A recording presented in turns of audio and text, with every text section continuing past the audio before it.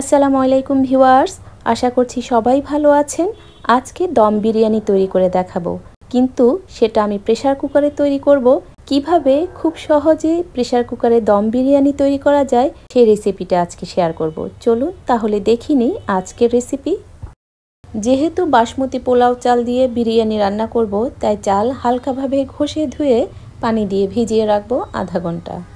এখানে 1 কেজি গরুর মাংস নিয়েছি। মাংস ভালো করে ধুয়ে পানি ঝরিয়ে নিয়েছি। এখন এই মাংসের মধ্যে কিছু মশলা দিয়ে ম্যারিনেট করে নিব।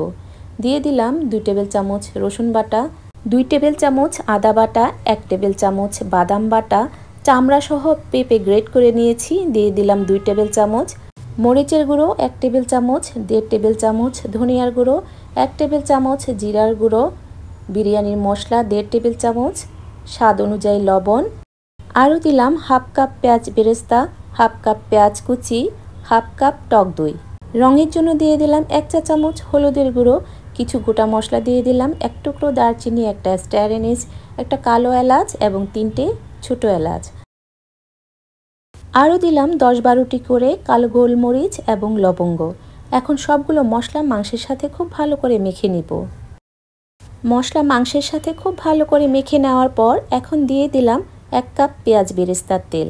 ম্যারিনেট করা মাংস 10 মিনিট রেস্টে রেখে দিব। এই বিরিয়ানি আমি প্রেসার কুকারে রান্না করব, তাই চুলায় একটা প্রেসার কুকার বসিয়ে দিলাম।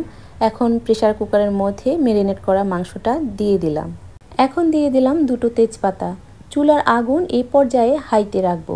5 মিনিট মাংস কষিয়ে নেওয়ার পর এখন দিয়ে দিব হাফ টিস্পুন করে জয়ফল জয়ত্রী গুঁড়ো। ভালো করে নেড়েচেড়ে মিশিয়ে এখন আমি পানি দিয়ে দিব। এখানে আমি 1 কাপ পানি দিয়ে দিলাম। প্রেসার কুকারে যেহেতু রান্না করছি, তাই পানির পরিমাণটা একটু কমিয়ে দিতে হবে। প্রেসার কুকারের ঢাকনাটা লাগিয়ে দিলাম এবং 2টা সিটি বাজা পর্যন্ত অপেক্ষা করলাম। এরই মধ্যে পাশের চুলায় একটা হাঁড়িতে পানি গরম বসিয়ে দিলাম। দিয়ে দিলাম 2টো এলাচ, 2টো লবঙ্গ, 1 টুকরো দারচিনি, 2টো তেজপাতা, স্বাদ অনুযায়ী লবণ। লবণটা একটু চড়া করে দিতে হবে। তারপর দিয়ে দিলাম 1 টেবিল চামচ চিনি। সবগুলো নেড়েচেড়ে মিশিয়ে দিব আর দিয়ে দিব 1 চিমটি শাহি জিরা। পানির বলক উঠে গেলে পানিতে ভিজিয়ে রাখা চালগুলো পানি ঝরিয়ে দিয়ে দিব।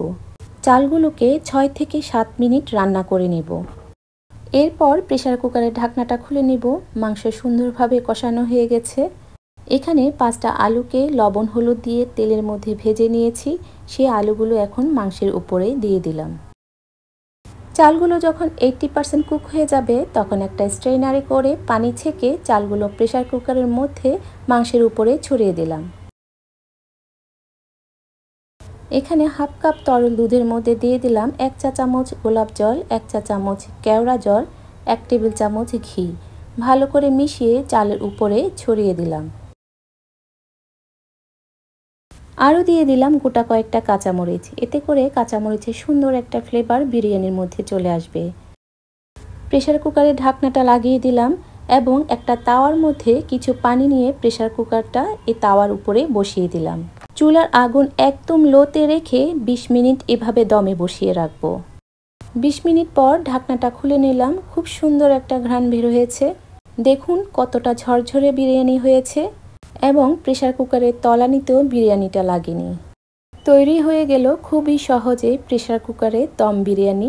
ভালো লাগলে রেসিপিটি ট্রাই করবেন এবং আমার ভিডিওটিতে লাইক দিয়ে শেয়ার করে দেবেন আর আমার চ্যানেলটিকে সাবস্ক্রাইব করবেন। সবাইকে অসংখ্য ধন্যবাদ। আল্লাহ হাফেজ।